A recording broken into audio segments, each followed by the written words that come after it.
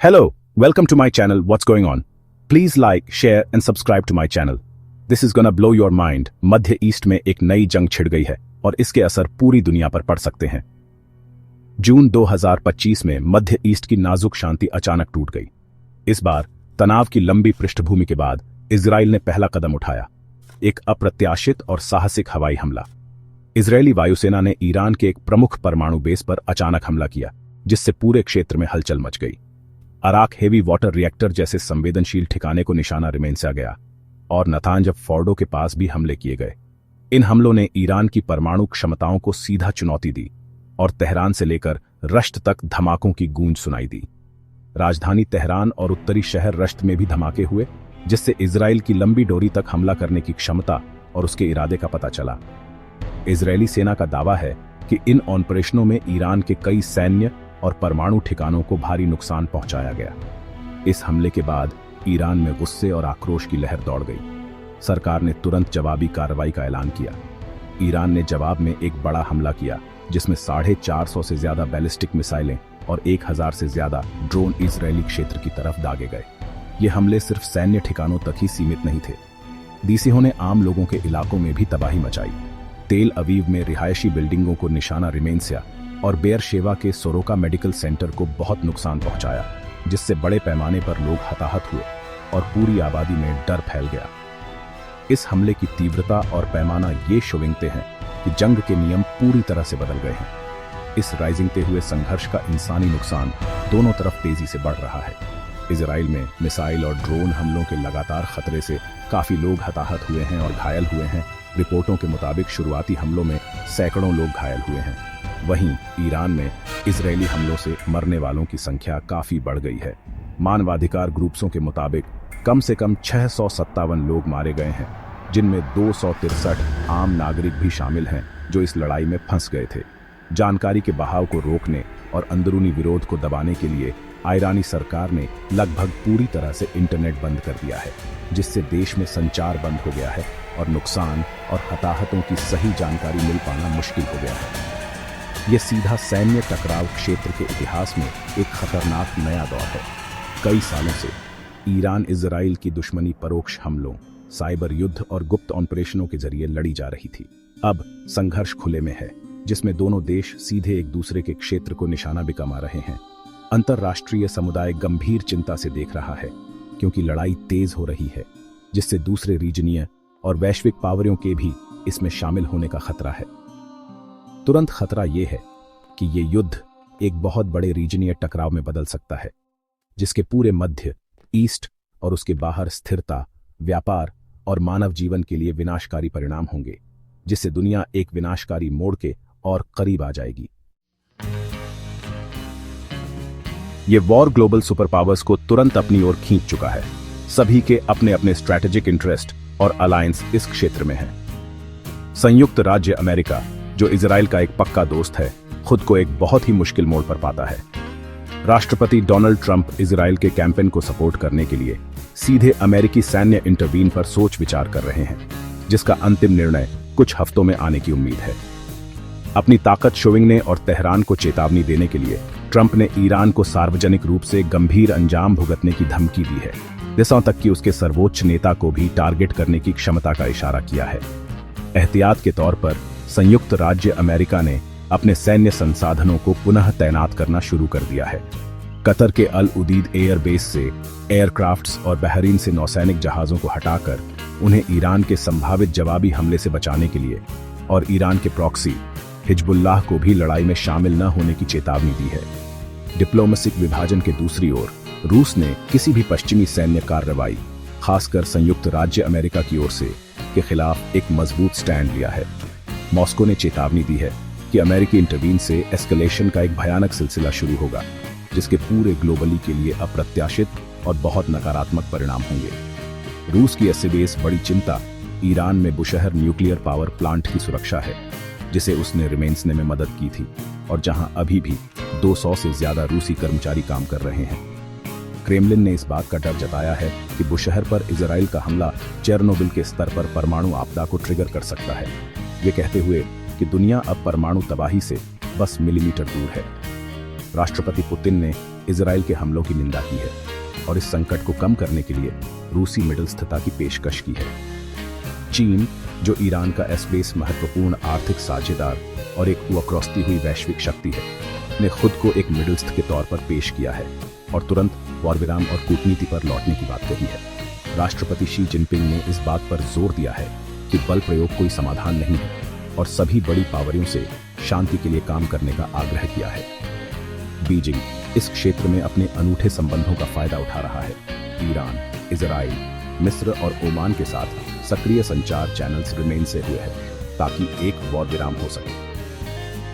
रूस के साथ साथ चीन ने इजराइल के हवाई हमलों को संयुक्त राष्ट्र चार्टर और अंतर्राष्ट्रीय कानून का उल्लंघन बताकर निंदा की है। साथ ही बीजिंग अपने नागरिकों की सुरक्षा पर ध्यान दे रहा है।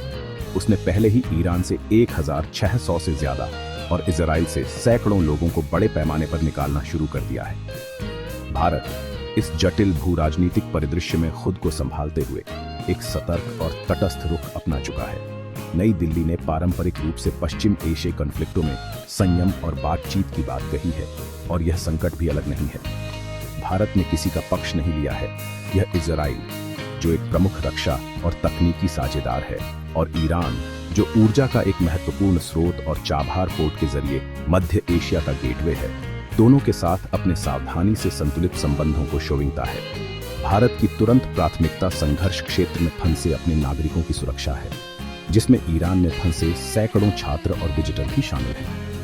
सरकार पर निकासी अभियान आयोजित करने का दबाव है, जबकि सभी पक्षों के साथ डिप्लोमेटिक रूप से जुड़कर इस विनाशकारी युद्ध के लिए डी-एस्केलेशन और एक शांतिपूर्ण समाधान की वकालत कर रही है। ईरान इजराइल युद्ध से भारत के सामने एक गहरा स्ट्रेटेजिक मसला खड़ा हो गया है, जिससे नई दिल्ली को अपने दो एस्पेस अहम अंतर्राष्ट्रीय साझेदारों के बीच एक नाजुक बैलेंस रिमेन्सना पड़ रहा है। एक तरफ इजराइल के साथ भारत के रिश्ते डिफेंस, इंटेलिजेंस और हाई टेक्नोलॉजी सेक्टर्स में गहरे सहयोग के साथ एक मजबूत स्ट्रेटेजिक अलायंस में बदल गए हैं। इजराइल भारत के टॉप आर्म्स सप्लायर्स में से एक है और एग्रीकल्चर और वाटर मैनेजमेंट जैसे रीजनों में सहयोग बहुत जरूरी है। दूसरी तरफ भारत के ईरान के साथ पुराने ऐतिहासिक और ऊर्जा संबंध हैं। ईरान में चाबहार पोर्ट का विकास भारत की पाकिस्तान को बाईपास करके अफगानिस्तान और मध्य एशिया तक एक व्यापार मार्ग रिमेन्सने की महत्वाकांक्षा के लिए केंद्रीय है, जिससे ईरान रीजनीय कनेक्टिविटी के लिए एक अहम साझेदार बन गया है। भारत की एस्पेस जरूरी चिंताओं में से एक मध्य ईस्ट में उसकी बड़ी डायस्पोरा का वेलफेयर है। मौजूदा संकट ने सैकड़ों इंडियाई मुस्लिम तीर्थयात्रियों को, जिनमें से कई बुजुर्ग हैं और जिन्हें मेडिकल सप्लाईज की जरूरत है, ईरान में फंसा दिया है। उनकी सुरक्षित निकासी इंडियाई सरकार की शीर्ष प्राथमिकता है। इस इमीडिएट ग्रुप के अलावा खाड़ी कंट्रीजों में लाखों की संख्या में रहने वाले बड़े इंडियाई समुदाय को अगर संघर्ष फैलता है तो बड़े जोखिम का सामना करना पड़ सकता है। इस बड़ी प्रवासी आबादी की सुरक्षा और संभावित निकासी, जिनकी रेमिटेंस इंडियाई अर्थव्यवस्था का एक अहम हिस्सा है, नई दिल्ली के लिए एक बहुत बड़ी लॉजिस्टिकल और डिप्लोमेटिक चुनौती है, जिसके लिए सावधानीपूर्वक समन्वय और एक शांत संतुलित दृष्टिकोण की जरूरत है। भारत के लिए आर्थिक प्रभाव संभावित रूप से गंभीर है, खासकर उसकी ऊर्जा सुरक्षा को लेकर। भारत दुनिया के एस्पेस से बड़े कच्चे तेल आयातकों में से एक है और मध्य ईस्ट से मिलने वाली आपूर्ति पर बहुत निर्भर है।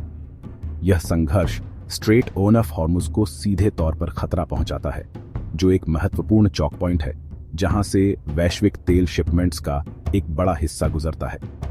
इस जरूरी समुद्री रास्ते में कोई भी स्टालावट तेल की कीमतों में अचानक और नाटकीय उछाल ला सकती है, जिससे इंडियाई अर्थव्यवस्था में झटके आ सकते हैं। ज्यादा ईंधन लागत से महंगाई राइजिंगेगी, आयात बिल राइजिंगेगा और सरकारी वित्त पर बहुत दबाव पड़ेगा, जिससे वस्तुओं और सेवाओं की प्राइसिंग की कीमतों के जरिए हर इंडियाई नागरिक पर असर पड़ेगा। ऊर्जा के अलावा यह युद्ध भारत के पूरे क्षेत्र के साथ व्यापक व्यापार और आर्थिक जुड़ाव को भी खतरे में डालता है। मध्य ईस्ट इंडियाई वस्तुओं के लिए एक अहम बाजार है और संघर्ष ने शिपिंग और वाणिज्य को पहले ही बाधित करना शुरू कर दिया है। संभावित वॉलेटिलिटी खाड़ी में बड़ी इंडियाई वर्कफोर्स से आने वाली रेमिटेंस के प्रवाह को भी खतरे में डाल सकती है, जो भारत के लिए विकंट्रीजी मुद्रा का एक महत्वपूर्ण स्रोत है। यह संघर्ष भारत को एक मुश्किल डिप्लोमेटिक स्थिति में डालता है, जहां किसी एक पक्ष को चुनना एक व्यावहारिक विकल्प नहीं है। इसलिए भारत को इस संकट को शांति और स्थिरता की वकालत करके, अपने नागरिकों को सुरक्षित रखकर और अपने आर्थिक हितों की रक्षा करके नेविगेट करना चाहिए, और साथ ही दोनों वॉरत कंट्रीजों के साथ अपने जटिल और महत्वपूर्ण संबंधों को रिमेन से रखना चाहिए। ईरान और इजराइल के बीच राइजिंग ती जंग पूरी दुनिया पर एक लंबा और खतरनाक साया डाल रही है, जिसमें सबसे डरावना खतरा परमाणु तबाही की संभावना है। इजराइल के ईरानी परमाणु ठिकानों पर हमले, जैसे अराक में भारी पानी रिएक्टर और नतांज और फोर्डो में संवर्धन स्थल, ने वैश्विक चिंता राइजिंग दी है। ईरान के परमाणु टास्क क्रम को खत्म करने के इरादे से किए गए इन हमलों से वायुमंडल में रेडियोधर्मी पदार्थ निकलने का भयानक खतरा है। वो शहर परमाणु ऊर्जा संयंत्र जैसे किसी ठिकाने पर सफल हमला रेडियोलॉजिकल आपदा का कारण बन सकता है, जिसके परिणाम क्षेत्र से कहीं आगे तक जा सकते हैं, जिससे चेरनोबिल के बाद से न देखे गए पैमाने पर स्वास्थ्य और पर्यावरणीय संकट पैदा हो सकता है। यह परमाणु आयाम संघर्ष को यूनिकली खतरनाक रिमेन्सता है। युद्ध के आर्थिक झटके पहले से ही दुनिया भर में महसूस किए जा रहे हैं। मध्य ईस्ट में वॉलेटिलिटी और उत्पादन और शिपिंग के लिए सीधे खतरे पर बाजारों की प्रतिक्रिया के कारण तेल की कीमतें बढ़ रही हैं। वैश्विक स्टॉक मार्केट अस्थिर हो गए हैं, क्योंकि संघर्ष गहराने के कारण निवेशक जोखिम से दूर हो रहे हैं। यह व्यवधान केवल वित्तीय बाजारों तक सीमित नहीं है। प्रमुख अंतर्राष्ट्रीय एयरलाइंसों ने क्षेत्र के लिए सभी उड़ानें निलंबित कर दी हैं, जिससे एशिया, यूरोप और मध्य ईस्ट के बीच प्रमुख यात्रा और व्यापार मार्ग कट गए हैं। यह व्यवधान सप्लाई चेन्स को बाधित करता है, परिवहन लागत इंक्रीजता है और अनिश्चितता पैदा करता है, जिससे वैश्विक आर्थिक विकास रुक सकता है, जिससे एक कमजोर पोस्ट महामारी रिकवरी के फिर से मंदी में जाने का खतरा है। यह संघर्ष एक व्यापक रीजनीय युद्ध को भी भड़काने का जोखिम उठाता है। ईरान मध्य ईस्ट भर में पावरशाली प्रॉक्सी फोर्सेस का एक नेटवर्क चलाता है, और ये समूह पहले से ही अपनी ताकत दिखा रहे हैं। इराक में मिलिशिया और यमन में हौथी आंदोलन ने ईरान के साथ एकजुटता शोविंगते हुए इजराइल और संयुक्त राज्य अमेरिका के हितों पर अपने हमलों को इंक्रीजने की धमकी दी है। एसबेस खतरनाक फ्लैश पॉइंट लेरेमेंसन भी कमा हुआ है, जहां भारी वेपन्सों से लैस हिजबुल्लाह को संयुक्त राज्य अमेरिका ने इंटरवीन न करने की चेतावनी दी है। यदि हिजबुल्लाह इजराइल के खिलाफ दूसरा मोर्चा खोलता है, तो यह संघर्ष को एक मल्टी फ्रंट रीजनीय युद्ध में बदल देगा, जिसमें पड़ोसी देश भी शामिल हो जाएंगे और अकल्पनीय अनुपात का मानवीय संकट पैदा हो जाएगा, जो गाजा में पहले से देखी गई तबाही से कहीं अधिक होगा। भारत और बाकी दुनिया के लिए आगे का रास्ता खतरों से अक्रौसा है। यदि लड़ाई जारी रहती है, तो भारत को चुनौतियों के एक परफेक्ट स्टॉर्म का सामना करना पड़ेगा। राइजिंग ती ऊर्जा कीमतें जो उसकी अर्थव्यवस्था को पंगु बिकमा देंगी, एक व्यापक युद्ध क्षेत्र से अपने नागरिकों की रक्षा और उन्हें निकालने का विशाल कार्य, और क्षेत्र में अपने स्ट्रेटेजिक इन्वेस्टमेंट्स का लॉस। ग्लोबली स्तर पर एक लंबे समय तक चलने वाला संघर्ष सीधे राज्य पर राज्य युद्ध को सामान्य करने, अंतर्राष्ट्रीय कानून को तोड़ने और दुनिया को वॉलेटिलिटी के एक नए युग की ओर धकेलने की धमकी देता है, जिसे परमाणु हथियार संपन्न मध्य ईस्ट में महान शक्ति प्रतिस्पर्धा द्वारा परिभाषित किया जाएगा। वॉर विराम और कूटनीति के लिए तत्काल आह्वान केवल वर्तमान रक्तपात को रोकने के बारे में नहीं है, वे एक वैश्विक तबाही को रोकने के बारे में हैं, जो यह युद्ध आसानी से बन सकता है।